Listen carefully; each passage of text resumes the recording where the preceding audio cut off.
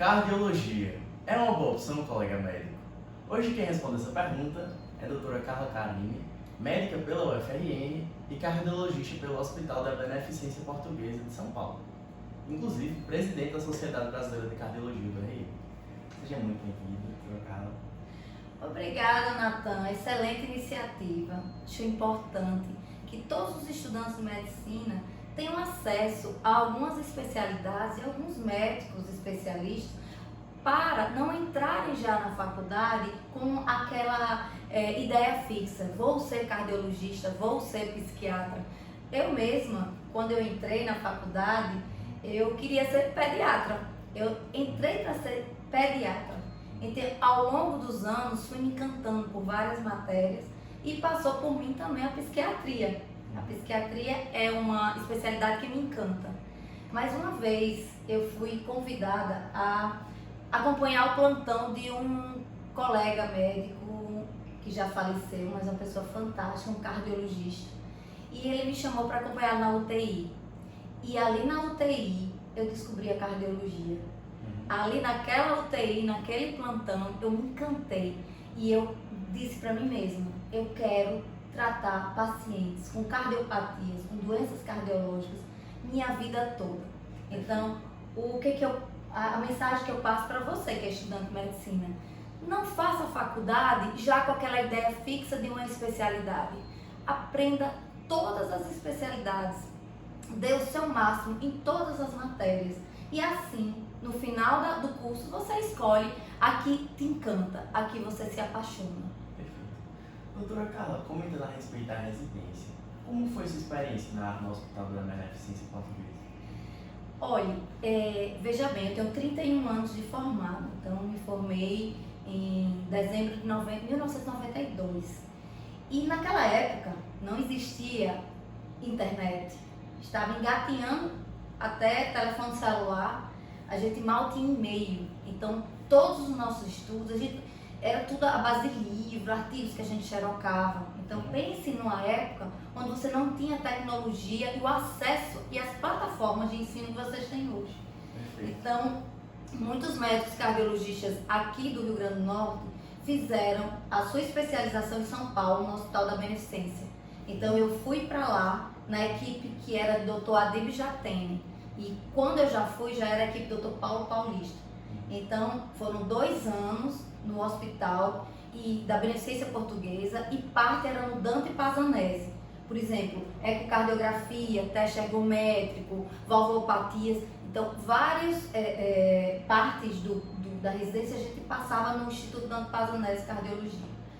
Bom, não é nada, não é um mar de rosas, mas a gente tem que se dedicar. Não é fácil, a residência realmente a carga horária é pesadíssima, né? Nós somos muito puxados a trabalhar, a estudar, mas se a gente quer aquilo, a gente tem que dar o máximo. E a gente tem que abrir mão realmente de várias coisas. Mas eu sou muito feliz, minha especialização foi maravilhosa e hoje eu posso mudar o destino de vários pacientes meus, com tudo que eu aprendi ao longo da vida e na residência médica. Perfeito. Doutora Carla, sem dúvida o estudante de medicina, ele busca muito a residência que vai fazer pensando no cotidiano como médico depois de formado. Na verdade, você é tranquilo, você tem que fazer plantão, você tem que ir como é a rotina. E como é a rotina da senhora como cardiologista? Veja bem, quando eu me formei, que eu terminei a residência, eu trabalhei vários anos em São Paulo ainda. Eu fiz uma subespecialidade, que é ecocardiografia, então eu fazia consultório e fazia eco. E era bem sobrecarregado, eu não tinha filhos, era solteira ou recém-casada. Ao me mudar para Natal, eu comecei do zero. Então eu comecei fazendo muitos plantões, né? Fiz plantão em pronto-socorro, fiz plantão em UTI cardiológica, que me encanta até hoje. E ao longo dos anos, o consultório ficou me exigindo mais a minha presença, né? E eu adoro cuidar. Então, fazer consultório para mim, eu digo, faça alguma coisa que você se apaixone, saia de casa todos os dias apaixonada pelo que faz. Eu amo atender em consultório, adoro fazer o que eu faço. Então, ao longo dos anos foi passando, o consultório foi aumentando e hoje em dia eu não faço mais plantão.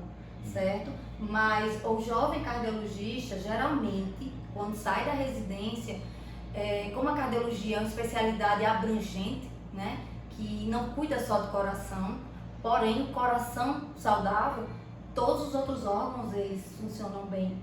Então, geralmente, o médico que termina a residência em cardiologia clínica, ele inicia fazendo bastante plantão, né? Uma carga horária pesada, e alguns optam pelas subespecialidades, que são várias. A cardiologia permite que você faça várias subespecialidades, né? E se você quer apenas a cardiologia clínica, já é uma especialidade de peso. O mercado de trabalho hoje em dia, aqui em Natal, nós já temos vários cardiologistas, mas eu sempre digo, sabe, Natan, se é o que você gosta, se dedique. Há espaço para todos. Agora depende muito da sua dedicação no que você faz. Perfeito. Doutora Carla, já são quantos anos de formada em cardiologia? Dia 26 de dezembro, agora eu fiz 31 anos de formado, né? Então eu tenho pelo menos uns 28 como cardiologista, né?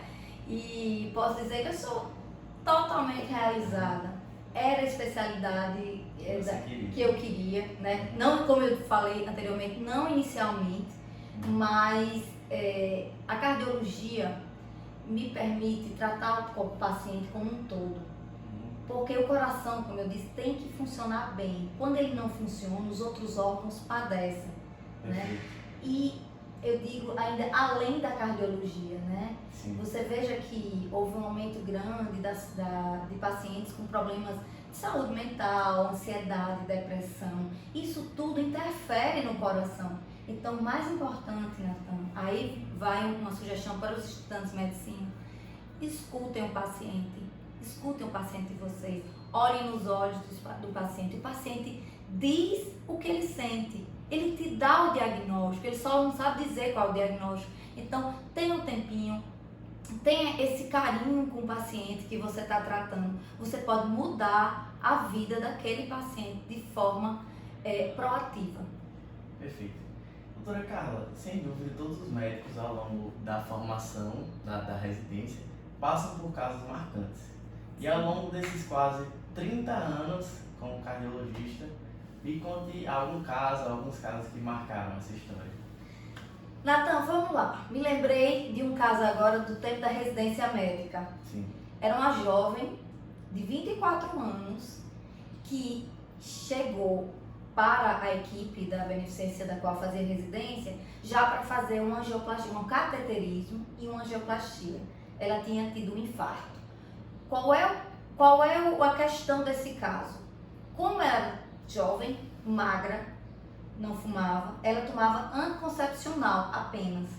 E ela tinha já ido a vários pronto-socorros com a dor no peito. E a maioria liberava como se fosse nervosismo, ansiedade. Não pararam para escutar essa mulher. Perfeito. E ela estava infartando. Tanto é que o tratamento foi tardio, ela ficou com uma sequela no coração. E ela só tinha um fator de risco, que era o uso, ela só fazia uso de anticoncepcional. Me lembro agora, ela era fumante ocasional, porque o tabagismo, me lembrei agora, ela era fumante. E fumava mais em festa, quando ia para uma ocasião social. Então, mas ela infartou a principal artéria do coração. E ela perdeu o músculo, perdeu a chance de salvar todo o músculo, porque foi em vários pronto-socorros e ninguém parou para escutar de fato o que aquela jovem sentia. Porque sim, o infarto pode acometer os jovens também.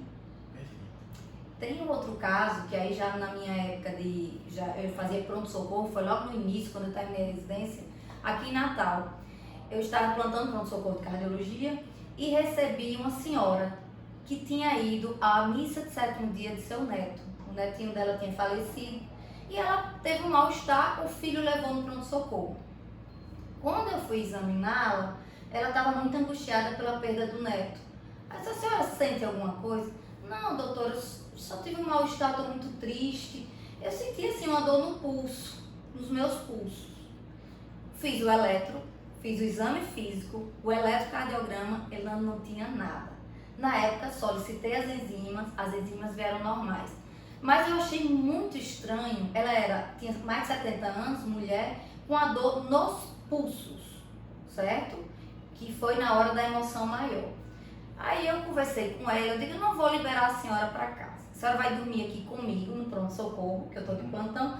De manhã a gente repete as enzimas, repete o eletro e libera para casa. E assim foi, ela ficou à noite, fizemos outros eletros normais. E ao amanhecer, ao passar o plantão, eu pedi um eletro para liberá-la. Ela não sentiu mais nada. Quando eu estava liberando, fui olhar o eletro, ela estava infartando. Ela infartou o tronco da coronária esquerda. Ela ia morrer em casa. Olha aí. E daí foi para o cateterismo e foi para a cirurgia cardíaca, que naquela época não se fazia angioplastia em tronco de coronária. Então, mais uma vez, um conselho para o jovem médico, um conselho para o estudante de medicina: escutem seu paciente. E se vocês cismarem que algo não está batendo, insista, brigue, insista pelo seu paciente. Vocês nunca vão se arrepender por isso. Perfeito. É como se o médico, às vezes, ele sente que tem algo de errado, né? Exatamente. Eu confio muito nesse que eu chamo feeling, instinto. Quando eu digo que se eu não fosse médico, eu ia ser, sabe o quê? Eu ia ser uma investigadora profissional. Então, assim, a gente não deve nunca, se você acha que algo não está batendo na história, não libere esse paciente do pronto-socorro. Se o paciente já é a segunda, terceira vez que vai ao pronto-socorro, deixa ele internado, nem que interne 24, 48 horas. Perfeito. Mas não desista, porque sempre, às vezes, aquele sintoma é a ponta do iceberg. Lá embaixo está a doença. Perfeito. Doutora Carla, eu sei que os telespectadores adoram casos. Tem mais um caso pra gente, por acaso? Tem mais um. Eu adoro também estar discutindo e falando casos. Eu tenho uma paciente, não, minto.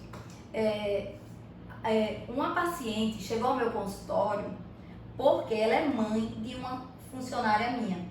E eu escutando a filha falando com a mãe no telefone, e quando ela desligou, ela disse: doutora Carla, será que a senhora consegue um remédio para o estômago para minha mãe? Porque é muito caro e o médico passou e tal. Aí eu digo: não, me dê que eu vou atrás. E aí ela disse: minha mãe tá de um jeito que ela não anda 100 metros e sente uma dor no estômago. Eu digo: peraí.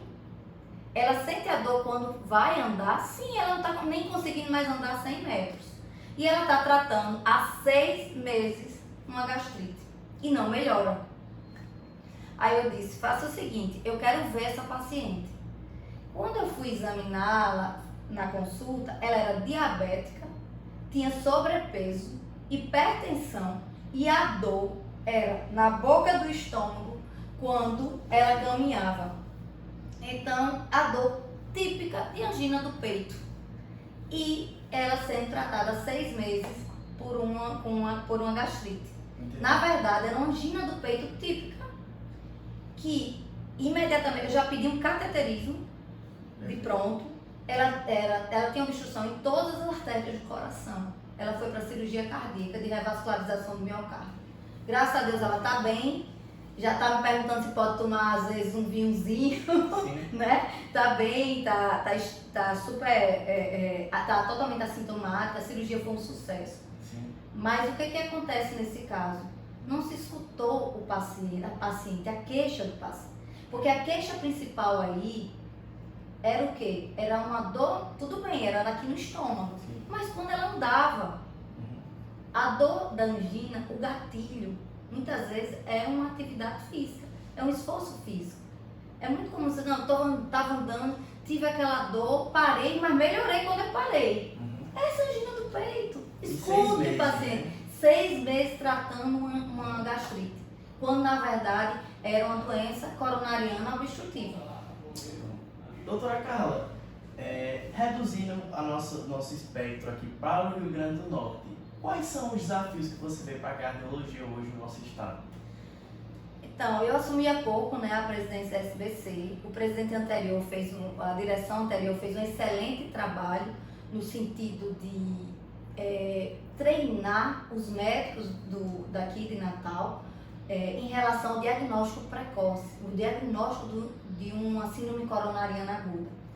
E durante esse ano todo houve uma formação desses médicos E o resultado foi redução de 16% na mortalidade cardiovascular, quer dizer, com apenas o treinamento. Então, este é um desafio que a gente precisa expandir para o estado do Rio Grande do Norte, para que os médicos que trabalham lá na UPA, no pronto-socorro, lá em Patu, que eu sou de Patu, que ao receber um paciente, saiba que aquele paciente pode estar tendo uma síndrome coronariana aguda e encaminhar o quanto antes para que seja feito o tratamento, né, o diagnóstico e o tratamento correto. Então, essa formação, esse treinamento que foi feito, teve uma resposta fantástica. Nós vamos expandir estamos querendo expandir para todo o Rio Grande do Norte.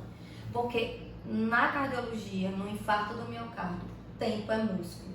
Tanto é que a chegada do paciente, para você ler o eletrodiagnóstico, o eletrocardiograma, tem que ser de 10 minutos.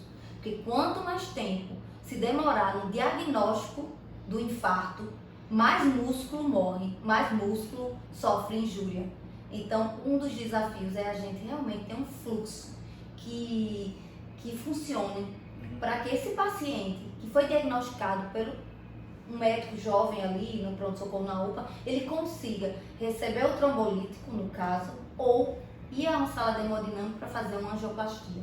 Perfeito. Essa é um desafio. E eu tenho um sonho, né? E aqui no Rio Grande do Norte a gente tem um hospital do coração.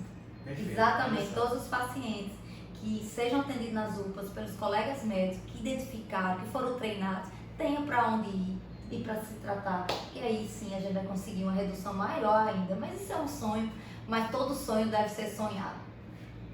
Encaminhando para a nossa finalização, eu, como sempre pergunto aqui aos médicos, procuro coletar a opinião de cada um sobre a questão da formação dos médicos hoje, não na RN apenas, mas no Brasil inteiro, com todas essas faculdades. O que na época da doutora Carla era na medicina da UFRN Natal, hoje tem a Incaicó, tem a UERN, tem a UFESA, tem a FACEN de Mossoró, tem a UNP de Natal.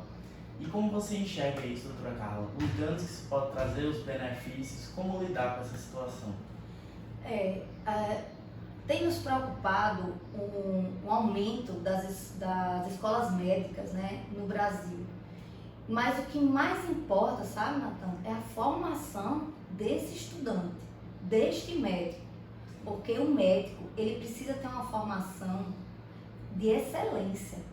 Então, não adianta você ter várias escolas médicas, abrir várias escolas médicas, se você está formando médicos que não são de excelência.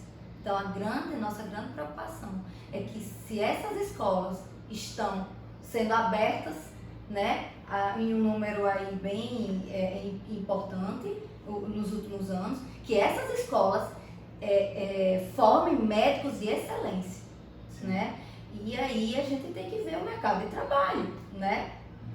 Muitas pessoas dizem assim, não falta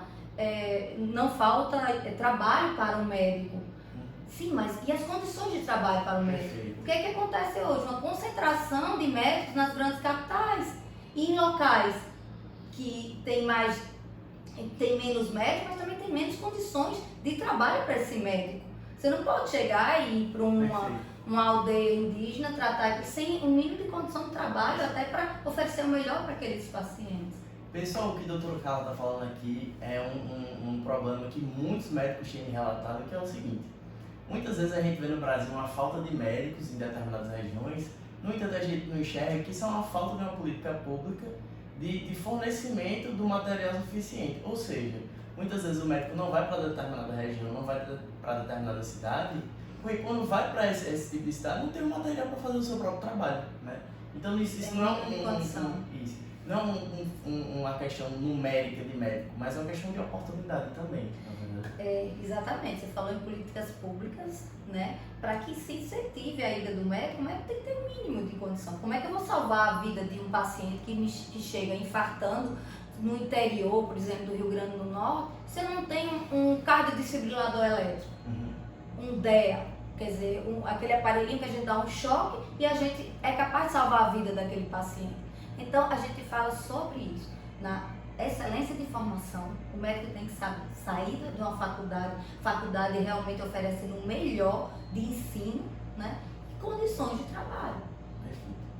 Doutora Carla, eu agradeço muito a participação. Agradeço não só isso, mas a doutora Carla teve a disponibilidade de me mostrar aqui a clínica dela. E doutora Carla, como é que o paciente pode te encontrar? Eu trabalho na clínica Natal Cor, né? Em Natal, em Parnamirim. Eu atendo de segunda a sexta-feira. Eu tenho também minhas redes sociais, né? Eu tenho Instagram, @doutora Carla Carine. É muito importante. Podem me seguir, eu gosto de compartilhar informações úteis, porque eu tenho um propósito, Natan, de vida, além de tratar dos pacientes que chegam até mim, até a clínica, pessoalmente, presencialmente. Eu gosto de levar a informação sobre a saúde, como ele pode se prevenir e que chegue no maior número de pessoas possíveis. Porque se eu conseguir despertar Dona Maria, que mora lá no sítio, em Patu, que aquela dor que ela sente não é uma gastrite e pode ser um problema no coração, eu já estou feliz, meu propósito tem sido alcançado. Obrigado. Obrigada a você, Natan, pela oportunidade. Parabéns por essa iniciativa. Eu acho que todos os estudantes de medicina devem ir atrás, saber direitinho, realmente todas as especialidades. E mais uma vez, não entre engessado na faculdade querendo só aquela especialidade. Aprendam, estudem todas as especialidades. Depois, aqui você se apaixonou, você vai atrás. Obrigada.